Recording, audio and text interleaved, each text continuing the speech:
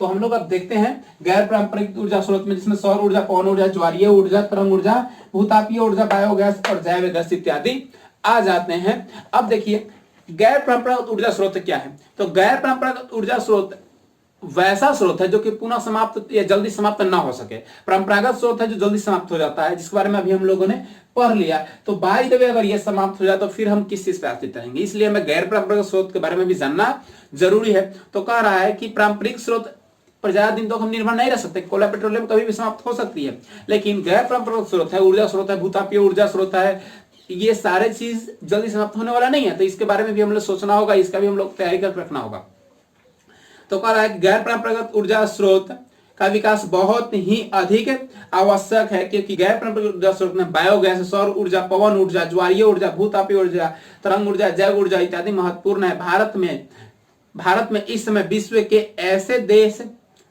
ऐसा देश है जहां पर नवीकरणीय यानी गैर परंपरागत ऊर्जा स्रोत का प्रौद्योगिकी विकास कर लिया है, यानी गैर परंपरागत स्रोत से कोई प्रदूषण नहीं होता है। यानी भारत एक ऐसा देश है जो कि गैर परंपरागत ऊर्जा स्रोत का निर्माण कर चुका है और इससे कोई प्रदूषण नहीं होता है, जो विश्व का अग्रणी देशों में भारत माना जाता है गैर परंपरागत ऊर्जा स्रोत में। जैसे सौर ऊर्जा कह रहा है कि यह फोटो वोल्टाइक सेलों के विपासित सूर्य की किरणों से ऊर्जा को प्रसारित करके सौर ऊर्जा का उत्पादन करते हैं। जैसे कि आप लोग देखे होंगे क्या चीज, सौर प्लेट से हम लोग सौर की ऊर्जा को खींचते हैं, उससे बैटरी चार्ज करते हैं, उससे बल्ब और टेलीविजन, पंखा ये सभी चलाने का काम करते हैं, जो कि आपके गुजरात में बहुत पर्याप्त मात्रा में सौर ऊर्जा का ये लगाया गया है और इससे पर्यावरण भी प्रदूषित नहीं होता है और इससे हम लोग हीटर, कूलर, प्रकाश एवं उपकरण का उपयोग कर सकते हैं। भारत में पश्चिम भागों में गुजरात, राजस्थान में सौर ऊर्जा का अधिक संभावना है, क्योंकि वहां गर्मी अधिक होती है, इसलिए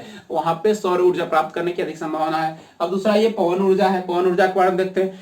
तो कह रहा है कि पवन ऊर्जा पवन चक्कियों की सहायता से प्राप्त होती है और पवन चक्कियां की पवन की गति पर चलती है। जितनी तेज गति से हवा चल रही है उतनी तेज गति से पवन चक्कियां चलेगी, उतने ज्यादा टरबाइन चलेंगे और टरबाइन होने से उतनी गति ऊर्जा प्राप्त होगी और उतनी ही विद्युत निर्माण होगी। भारत विश्व का सबसे बड़ा पवन उत्पादक देश है, जहां मानसून एवं पछुआ हवा से ऊर्जा स्रोत का उत्पादन होता है। इसके अतिरिक्त स्थानीय पवन और समुद्री लहरों के माध्यम से भी पवन ऊर्जा निर्माण किया जाता है। भारत पवन ऊर्जा का विकास करने में बहुत बड़ी महत्वाकांक्षी तैयार की गई है। इसके अंतर्गत कहा है कि 300 आयु चालित टरबाइनों को विशेष करके समुद्र तटों पर, सागर के तटों पर 12 अनुकूल स्थानों पर स्थापित किया गया है और जिससे कह रहा है कि भारत में 50,000 मेगावाट के उत्पादन 2006 तक कर ली गई थी। पवन ऊर्जा के लिए तमिलनाडु, राजस्थान, गुजरात, महाराष्ट्र, कर्नाटक का अनुकूल परिस्थिति विद्यमान करता है और गुजरात के कच्छ जिला में लंबा पवन ऊर्जा का निर्माण करने वाला क्षेत्र पाया जाता है। और दूसरा परमाणु संयंत्र जो है तमिलनाडु के तुत्तीकुरिन में है, यानी परमाणु ऊर्जा संयंत्र जो है वो कहाँ है, तमिलनाडु के तुत्तीकुरिन में है। और इससे पहले आपने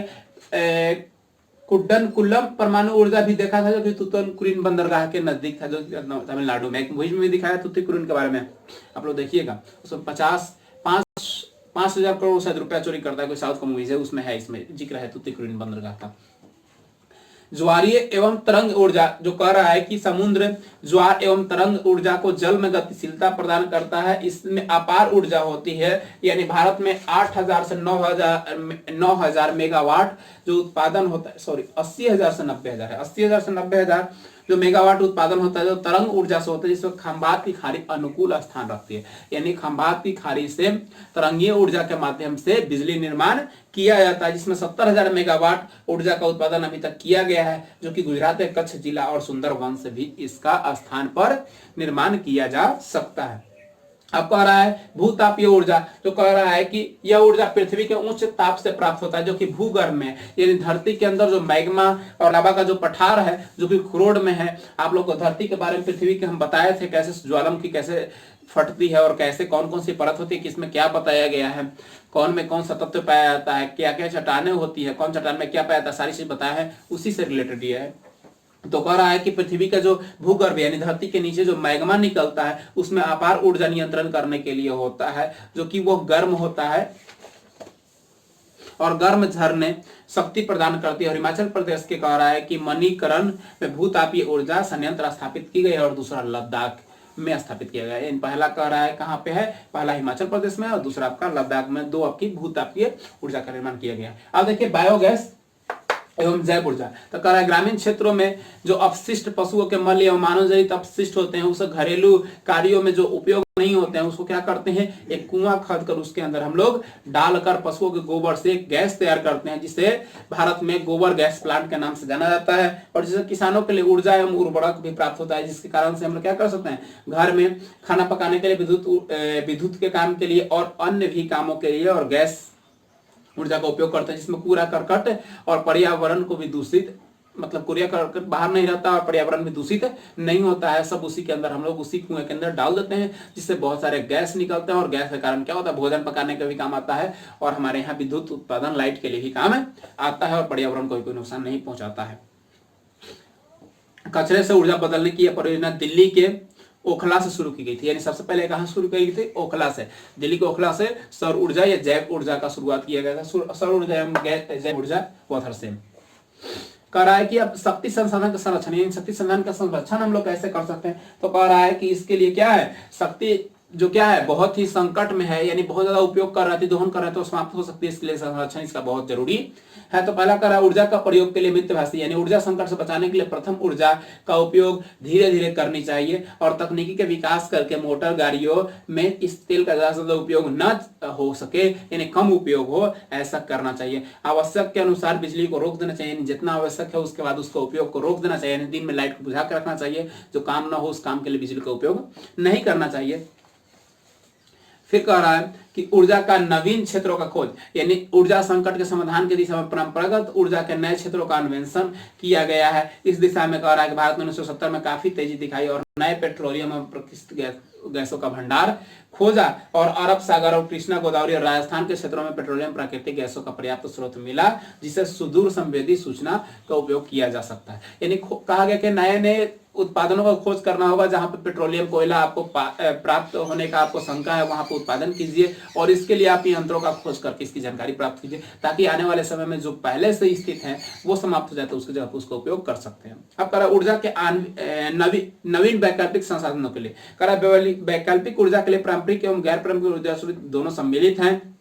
इन दोनों का सतत नवीकरणीय है और कुछ समापनीय भी हैं, जिसका विकल्प के लिए जल विद्युत पवन ऊर्जा, ज्वारीय ऊर्जा, जैव ऊर्जा और भूतापीय ऊर्जा और सौर ऊर्जा का विकास पर तेजी करना चाहिए। जिससे कारण क्या होता है कि इस दिशा में महत्वपूर्ण कदम होंगे। जीवाश्म ऊर्जा अत्यधिक उपयोग करने से प्रदूषण, स्वास्थ्य एवं जलवायु परिवर्तन का आशंका प्रबल होता है। यानी अगर आप कोयला, पेट्रोलियम ये सब का ज्यादा उपयोग कर रहे हैं तो क्या होता है, जलवायु परिवर्तन में प्रदूषण ज्यादा हो जाएगा तो परिवर्तन हो जाएगा। पेड़ पौधों की लगातार कटाई की जाए तो उसके लिए नुकसान होगा, किंतु सौर ऊर्जा, पवन ऊर्जा और भूतापीय ऊर्जा से आपका कोई नुकसान होने वाला नहीं है। इसी के लिए कह रहा है कि इसके जगह पर उसका उपयोग किया जाए ज्यादा अच्छा होगा। अब अंतरराष्ट्रीय सहयोग कर रहा है कि ऊर्जा में अंतरराष्ट्रीय सहयोग क्या था, अंतिम टॉपिक है। तो कह रहा है कि सौर ऊर्जा के संकट से बचाने के लिए अंतरराष्ट्रीय सहयोग की आवश्यकता है, जिसमें विश्व के सभी राष्ट्र भेदभाव भुलाकर ऊर्जा संकट में समाधान हेतु अपनी सहमति को निर्धारित करे, ताकि आने वाले समय में विश्व में जो दुखदायी सिद्ध होने वाला है वो समाप्त हो जाए। इसके लिए यूएनओ, इंटरनेशनल राष्ट्रीय संघ, यानी संयुक्त राष्ट्रीय संघ होता है, ने ऑर्गेनाइजेशन, अच्छा यूएनओ अंतरराष्ट्रीय संघ Organization of Petroleum Exporting Countries, यानी जो ओपेक होता है, यानी जो पेट्रोलियम को क्या करता है एक जगह से दूसरी जगह भेजता है, या विश्व व्यापार संगठन WTO जो होता है, या दक्षिण एशियाई संगठन जिसमें 8 देश है जिसको G8 कहते हैं, जैसी अंतरराष्ट्रीय संस्थाएं ने महत्वपूर्ण भूमिका निभाई। यानी यूएनओ, फिर से ओपेक, WTO, G8 इन सारे संगठनों ने महत्वपूर्ण भूमिका निभाई और तेल बोला लोगों को कि भाई आप ऐसे संसाधनों का इजाद कीजिए, खोज कीजिए जिसको हम लोग पुनः उपयोग कर सकते हैं, जो लंबा चलने वाला हो। इसी के साथ आपका ये अध्याय समाप्त हो गया। इसका आप लोग क्वेश्चन बना लीजिएगा। अगले अध्याय में हम लोग पढ़ेंगे इकाई 2 कृषि, और जो भी क्वेश्चन है आप इसको जरूर बनाएंगे। और इसी के साथ आपका अध्याय खत्म हो गया। चलिए इतना ही, जय हिंद।